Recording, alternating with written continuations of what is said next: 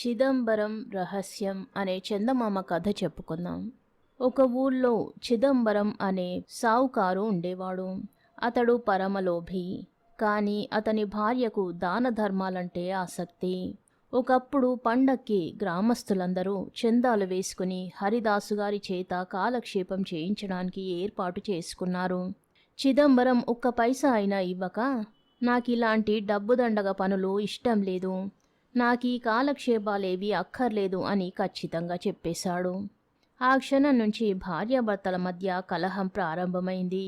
డబ్బివ్వకపోతే పోయే, ముక్తి మార్గం తెలుసుకోవడానికి ముచ్చటగా మూడే మూడు ముక్కలు విని రాకూడదా అని భార్య పట్టుబట్టింది.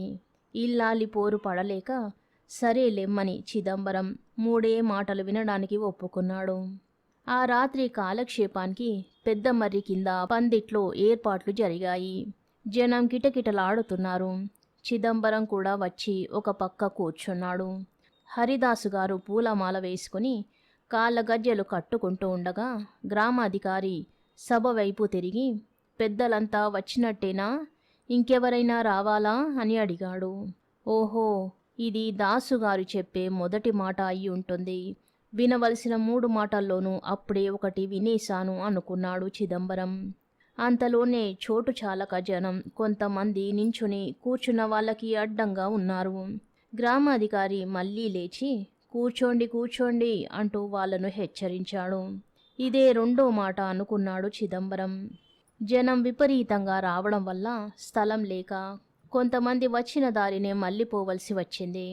అప్పుడు గ్రామాధికారి వెళ్ళకండి వెళ్ళకండి, దాసుగారు వచ్చేస్తున్నారు అని మళ్ళీ జనానికి నచ్చజెప్పాడు. ఇది విని చిదంబరం సరే, నేను వినవలసిన 3 మాటలు పూర్తయ్యాయి అనుకుని ఇంటికి వచ్చేసి హాయిగా నిద్రపోయాడు. ఈ సంగతి తెలియక ఎంత చెప్పినా తన మాట భర్త చెవికెక్కలేదు గదా అని కోపం కొద్దీ చిదంబరం భార్య పిల్లల్ని వెంటబెట్టుకుని కాలక్షేపానికి వెళ్ళిపోయింది. ఆ సందట్లో ఆమె ఇంటి తలుపు వేయడం మర్చిపోయింది. అదంతా కనిపెట్టి చూస్తున్న దొంగలు ఆమె వెళ్ళిపోగానే ఇంట్లో చొరబడ్డారు. మెల్లిగా అడుగులో అడుగు వేసుకుంటూ గదిలోకి వెళ్ళేసరికి చిదంబరం పెద్దలంతా వచ్చినట్టేనా, ఇంకెవరైనా రావాలా అని పలవరించాడు. దొంగలు అదిరిపడ్డారు. ఇంటి యజమాని మేలుకొనే ఉన్నాడని తెలుసుకొని అక్కడి వాళ్ళక్కడే చెతకిలబడ్డారు. అప్పుడు చిదంబరం కూర్చోండి కూర్చోండి అని గ్రామాధికారి చేసిన హెచ్చరిక పలవరించాడు. అరే, మనం కూర్చోవడం కూడా ఈయనకు తెలిసిందే, మనల్ని చూసే ఉంటాడు అని అనుకుని ఒక్కొక్కలే లేచిపోవడానికి సిద్ధపడ్డారు. అంతలో నిద్రపోతున్న చిదంబరం మళ్ళీ వెళ్ళకండి వెళ్ళకండి, దాసుగారు వచ్చేస్తున్నారు అని పలవరించాడు. యజమాని తమను తరుముకు వస్తున్నాడని భయపడి వెనక్కి తిరిగి చూడకుండా దొంగలు కాలికొద్దీ పరుగుచ్చుకున్నారు. కథ సమాప్తం. దేవతల పక్షపాతం అనే చందమామ కథలోని బేతాల కథ చెప్పుకుందాం. పట్టువదలని విక్రమార్కుడు చెట్టు వద్దకు తిరిగి వెళ్ళి శవాన్ని దించి భుజాన వేసుకుని ఎప్పటిలాగే మౌనంగా శ్మశానం కేసి నడవసాగాడు. అప్పుడు శవంలోని బేతాళుడు, రాజా, నీవు ఏ దేవతలను తృప్తిపరచడానికై ఇంత శ్రమ పడుతున్నావో తెలియదు గాని నీ మేలు కోరి నీకొక హెచ్చరిక చేస్తాను. దేవతలు పక్షపాత బుద్ధి గలవారు. వారు ఒక్కొక్కసారి తమని ఎంత శ్రద్ధగా ఉపాసించిన వారికి కూడా వరాలివ్వక అశ్రద్ధ చూపిన వారికే సాక్షాత్కరిస్తారు. ఈ విషయం నిరూపించడానికి నీకు విక్రమతుంగుడి కథ చెబుతాను విను అంటూ ఈ విధంగా చెప్పసాగాడు. ఒకప్పుడు పాటలిపుత్రానికి విక్రమతుంగుడు రాజుగా ఉండేవాడు. ఆయన దాతృత్వంలో గాని యుద్ధరంగంలో గాని ఎన్నడూ వెనకంజ వేసి ఎరుగడని అందరూ చెప్పుకునేవారు.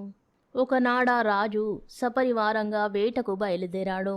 దారిలో ఒకచోట ఒక బ్రాహ్మణుడు బిల్వహోమం చేస్తూ కనిపించాడు. ఓ బ్రాహ్మడా, ఏమి కోరి నీవు ఈ బిల్వహోమం చేస్తున్నావు అని అడగాలని రాజుకు కోరిక పుట్టింది. కానీ తన మనస్సంతా వేటపైన ఉండడం చేత ఆయన తిన్నగా అరణ్యానికి వెళ్ళాడు.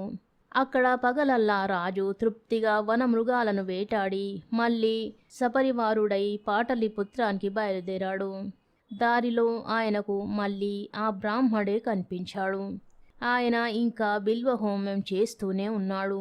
ఈసారి రాజు బ్రాహ్మణ్ణి సమీపించి నమస్కారం చేసి, బ్రాహ్మడా, ఎందుకై ఈ బిల్వహోమం చేస్తున్నావు అని అడిగాడు.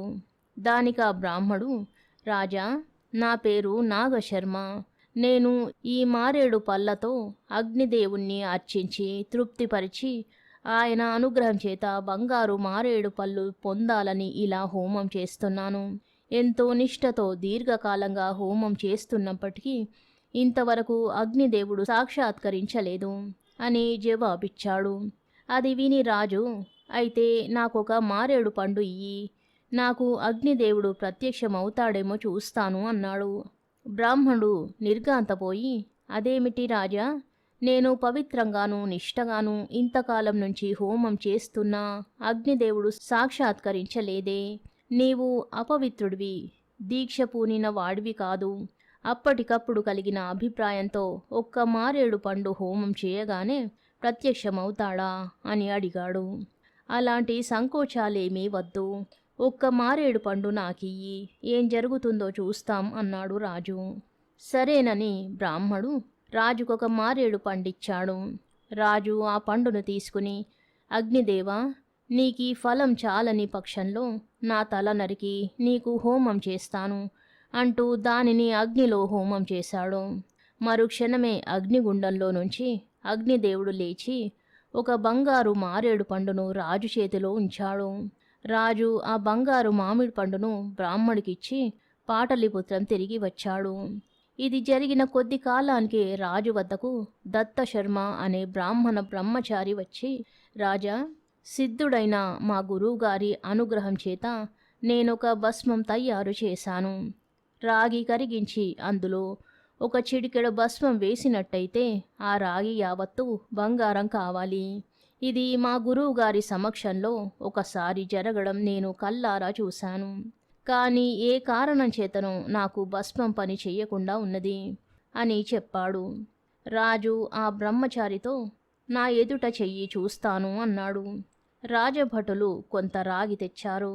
బ్రహ్మచారి దాన్ని కరిగించి అందులో చిటికెడు భస్మం వేశాడు. కానీ రాగి బంగారంగా మారలేదు. ఏమి జరిగినది బ్రహ్మచారి చూడలేకపోయినా అగ్నిదేవుణ్ణి ప్రసన్నుని చేసుకున్న రాజు చూడగలిగాడు. బ్రహ్మచారి భస్మం తీసి కరిగించిన రాగిలో వేసే సమయంలో ఒక యక్షుడు అదృశ్యంగా ఉండి ఆ భస్మాన్ని కాజేసి రాగిలో పడకుండా చేశాడు. ఇది చూసిన రాజు బ్రహ్మచారి చేతి నుంచి భస్మాన్ని తానే తీసుకుని కరిగించిన రాగిలో వేశాడు. యక్షుడు ఈసారి భస్మాన్ని హరించలేదు. ఒక నవ్వు నవ్వి వెళ్ళిపోయాడు. రాజు భస్మం చల్లిన మరుక్షణం రాగి యావత్తు బంగారంగా మారిపోయింది. బ్రహ్మచారి జరిగిన సంగతి తెలుసుకొని రాజుకు ఆ భస్మం తయారు చేసే పద్ధతి చెప్పేశాడు. అందుకు ప్రతిఫలంగా రాజు ఆ బ్రహ్మచారికి వివాహం చేయించి కావలసిన వసతులన్నీ కల్పించాడు. బేతాళుడి కథ చెప్పి, రాజా, దిక్పాలకులలో ఒకడై సమస్త భూతాలకు ఆధారభూతుడైన అగ్నిదేవుడు రాజు పట్ల పక్షపాతం వహించడానికి కారణమేమిటి? ఎంతో శ్రద్ధానిష్టలతో ఆ బ్రాహ్మడు దీర్ఘకాలం బిల్వహోమం చేసినా అనుగ్రహించక ఆ దేవుడు నిష్ఠాశ్రద్ధలు లేని రాజు చేసిన ఏక బిల్వ హోమానికి ఎందుకు తృప్తి చెందాడు? చివరకు ఆ బ్రాహ్మడికి ఒక్క బంగారు మారేడు పండు మాత్రమే దొరకటమేమిటి? రాజుకు అంతులేని బంగారం తయారు చేసే మార్గం సిద్ధించడమేమిటి? ఈ ప్రశ్నకు సమాధానం తెలిసి కూడా చెప్పకపోయాము, నీ తల పగిలిపోతుంది అన్నాడు. దానికి రాజు, దేవతలను అర్చించే వారికి కేవలము నిష్ఠ శ్రద్ధ ఉంటే చాలదు, పట్టుదల కూడా ఉండాలి. బ్రాహ్మడు మందసత్వుడు.